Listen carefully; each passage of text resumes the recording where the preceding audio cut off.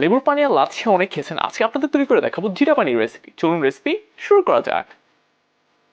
তো শুরুতেই জিরা পানির জন্য আমি 1.5 টেবিল চামচ জিরা দিয়ে দিচ্ছি, কারণ এই জিরা পানির জন্য জিরাটা অনেক বেশি ইম্পর্টেন্ট। তো আমি হালকা হিটে আমি এটাকে হালকা আর কি ফ্রাই করব।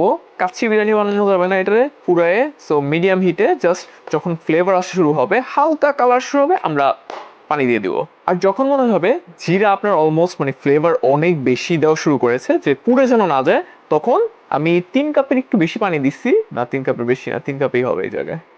সো এইবার এটা হালকা আমি বয়েল করব না, হালকা যখন বয়েল আসা শুরু হবে অফ করে দিব। আর এবার এটাকে একদম ঠান্ডা করব, পুরোপুরি যেন ঠান্ডা হয়ে যায়। আর এইবার আমি যে বাকি যে পেস্টটা সেটা তৈরি করব জিরা পানির জন্য। সো প্রথমে আমি যেটা করব, পর্যাপ্ত পরিমাণ আমি মিন্ট দিয়ে দিচ্ছি 3 কাপের জন্য আর কি, পারফেক্ট। এখানে ভাই টামারিন্ড মানে তেঁতুল পাওয়া যায় না ফ্রেশ বেশি, সো আমি পেস্ট পাইছিলাম তেঁতুলের, 2 চা চামচ দিয়ে দিলাম।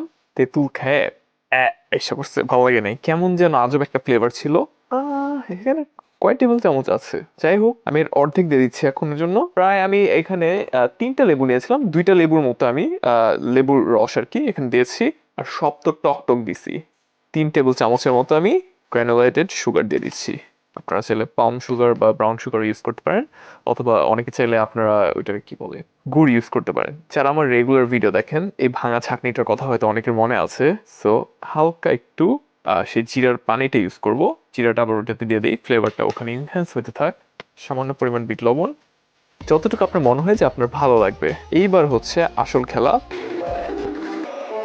এইবার আমি 2বার এটাকে, না একবার ছাকলেই হবে, এক্সট্রা যেই দানা দানাগুলো থাকে যেন মুখে না লাগে, তাই আমি স্ট্রেন করে নিলাম সব। এরপর আমার সেই জিরা পানিটাকে আমি দিয়ে দিব। যে ফ্লেভার আসতেছে আপনাদের বোঝাতে পারবো না। এবার ভালোভাবে মিক্সড, কি জানি কম, লাইম জুস পুরোটাই লাগবে, আর একটু চিনি, আর একটু তেঁতুল দিয়ে আর কি। সো টেস্ট আর কি ব্যালেন্সটা আপনারা নিজেরা করেন, অনেক সময় ফ্লেভার এদিক ওদিক হয়। সো এটা ঠান্ডা করার পরে আরো ইনহ্যান্স হবে। সো আমরা এই পর্যন্ত ওয়েট করি, তারপর আমরা সার্ভ করব।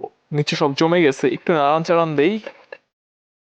এইবার তো কোটি টাকার গার্নিশ দিব, একটু সামনেই দিই। হাই গার্নিশ তো 12টা বেজে গেছে, সুন্দর কেটে নিয়ে আসি। কোটি টাকার বলছিলাম, একটা মিন্ট দিলে তো আরো চোস হয়ে যাবে।